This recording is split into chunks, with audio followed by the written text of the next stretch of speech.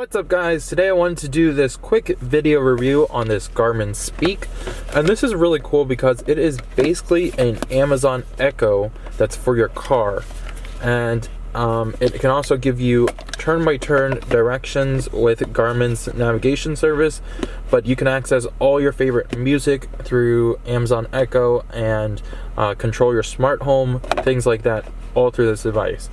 On the front we have our screen. On the bottom we have a microphone.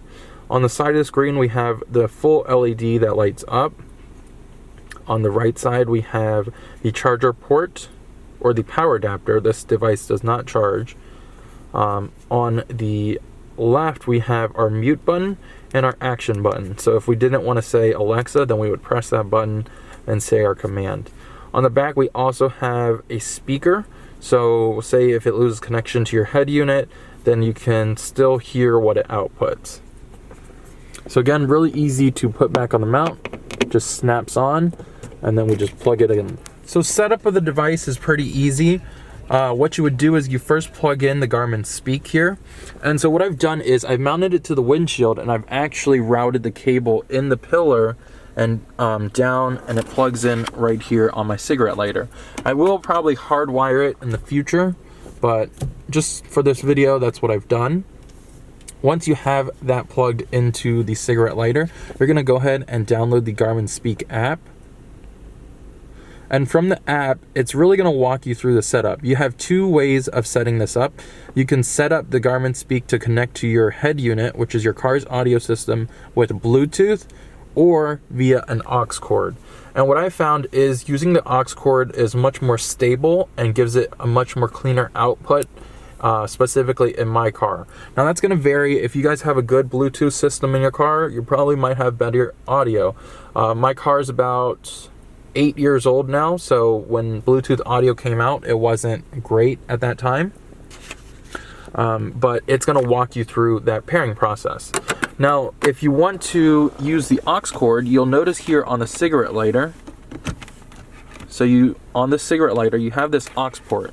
You plug one end into that port, and then you plug the other end into your car, which is in my messy glove box, or whatever they call that thing there. But that's pretty much it. For the mount, it's really easy. They give you this double-sided magnet. You can very easily unhook this and just pull the Garmin Speak off, and with how the device is so compact, we can just throw it and hide it in our cup holder here, and then nobody knows we have that device. So again, that's double-sided tape and a magnet that it comes with. And then on the other end of the device, it snaps on, and then we just plug it into place.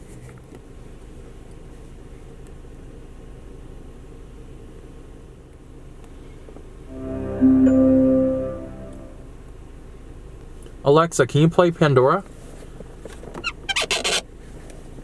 Getting the last Pandora station you listened to. See You Again, featuring Charlie Puth, radio. Just a young gun with a quick fuse. I was uptight, wanna let loose.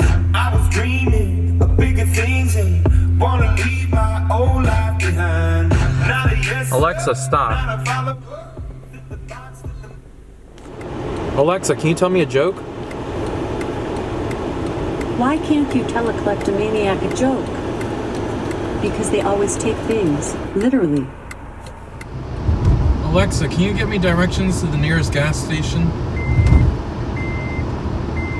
Getting directions to Exxon at 12601 Old Columbia Pike. Starting route with Garmin. You should arrive at 9:21. In 1/4 mile, turn left onto Old Columbia Pike. Turn left at traffic light onto Old Columbia Pike, then arrive at Exxon on the right.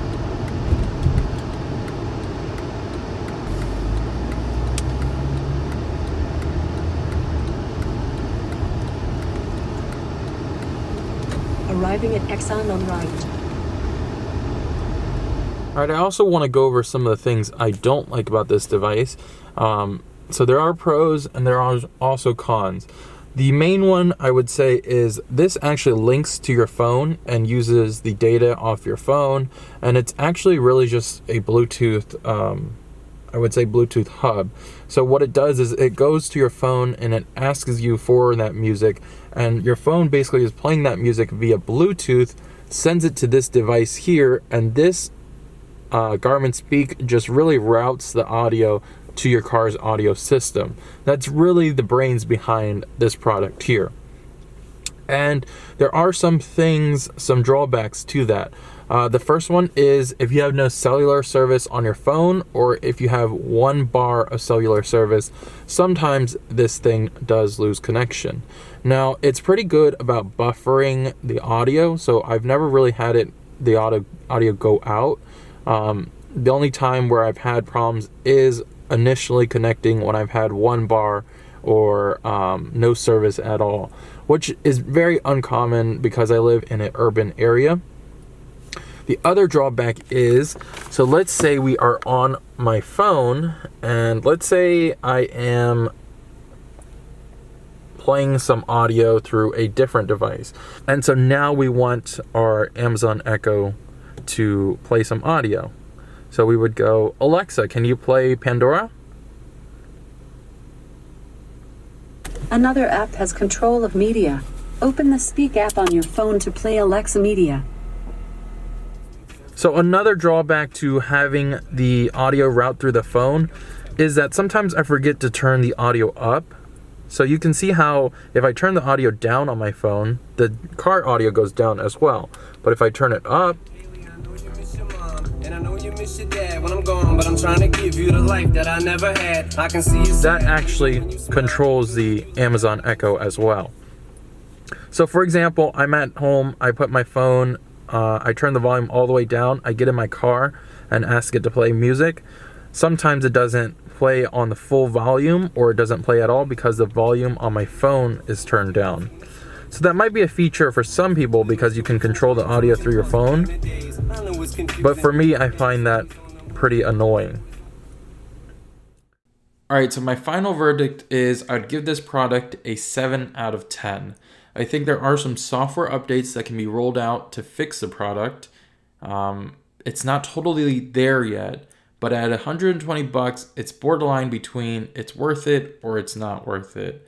For me, I enjoy having it in the car. I enjoy playing around with it. I like that I could just speak my commands and change radio stations that way. So that's really neat. At $120, I'd still pick it up, but I know for some of you guys, you might not be interested because very well you could just plug in your phone and do the same thing. With that said, next month, February 2018, they're actually releasing this same exact product, but with a built-in dash cam.